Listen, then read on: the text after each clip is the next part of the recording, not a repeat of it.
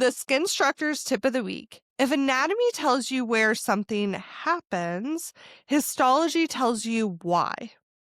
If you've ever wondered why two clients with the same concern responds completely different to treatment, the answer is often microscopic.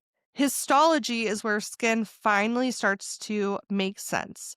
It explains reactions, healing time, irritation, and why we can't treat everyone the same. Welcome back to the Skinstructors. I'm Jolie.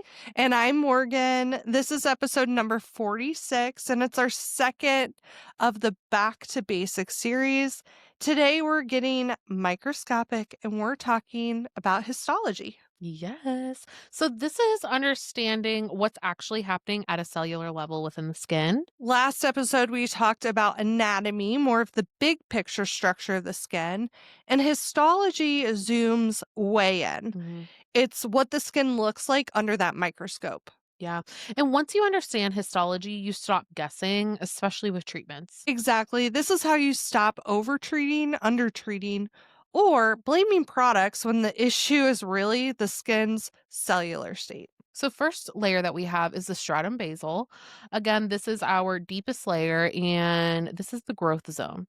After that, we have the stratum spinosum, and then we have stratum granulosum, and then stratum lucidum, and then stratum corneum.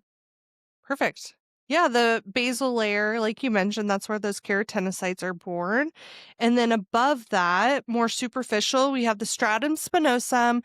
And this layer is going to give the skin more strength and flexibility. Mhm. The cells are connected by these sticky proteins called desmosomes. Kind of think of them like tiny rivets holding cells together. Mhm. And when the skin barrier is compromised, these connections unfortunately weaken. So the next we have the stratum granulosum. This is where the keratinocytes have granules within them, which are visible under a microscope in this layer. All right, above that is the stratum lucidum.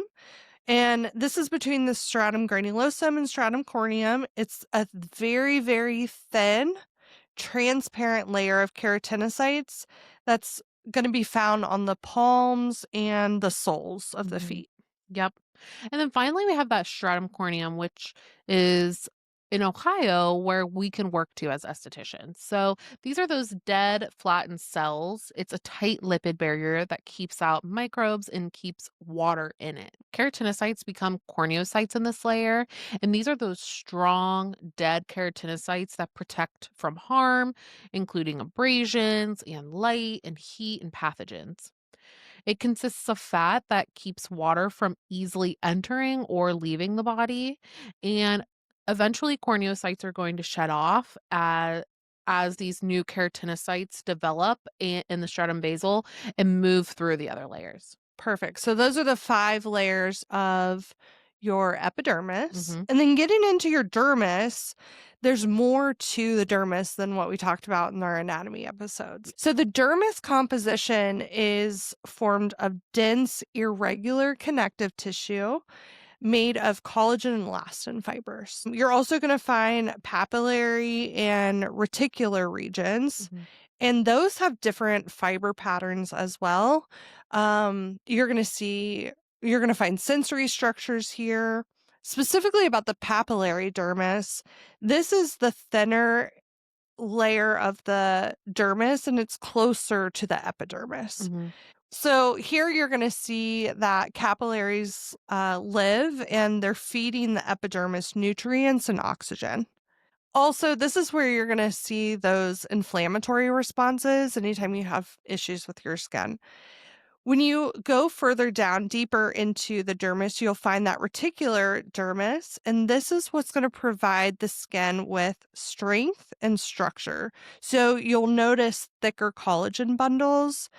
When you see age-related changes in the skin, this is where that's going to show. Yeah, this That's is where where it it's starts to starting. show. Hmm. Yep. And so specifically as your collagen is degrading and elastin starts to lose integrity in the skin, you're going to notice wrinkles, laxity, and sagging. And again, that is starting to show in that reticular dermis. Yeah. And then lastly, we have the subcutaneous layer, and this is that deepest layer of skin. So that's where that loose connective tissue and adipose cells are, those fatty cells. And since it's beneath the dermis, the vessels and nerves start to increase in size. All right, so how does this correlate clinically?